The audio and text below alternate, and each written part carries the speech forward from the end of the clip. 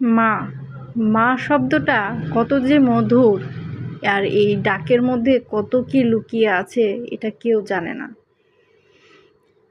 একবার মা বলে যে সন্তান মার কাছে দৌড়ে ছুটে আসে, মায়ের কলিজা থেকে আত্মা পর্যন্ত মনে হয় স্পর্শ পায়।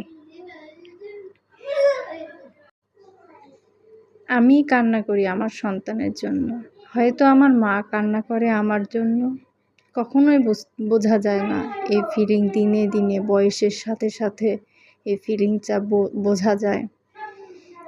যখন শৈশবকালে খেলাধুলা করেছি তখন এইসব বুঝতাম না যে সংসার জীবনে এত জটিল, এত যুদ্ধ করে টিকে থাকতে হয়।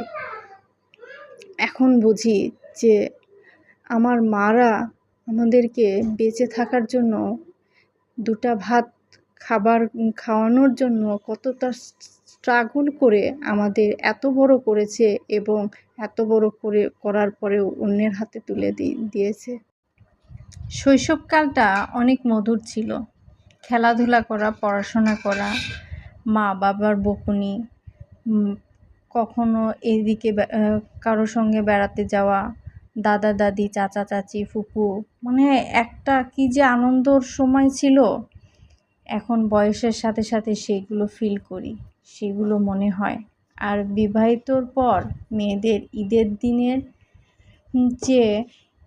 দিনের আনন্দর চেয়ে পরের দিনে বাবার বাড়ি যেতে পারলে তার দ্বিগুণ আনন্দ লাগে।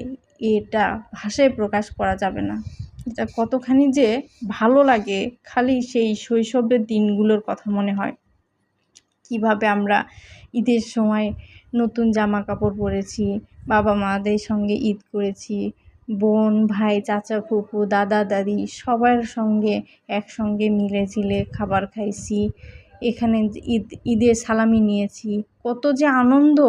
আর মাঠ থেকে সবাই যখন নামাজ পড়ে বের হয় তখনকার সে ফিলিংসটা এখনও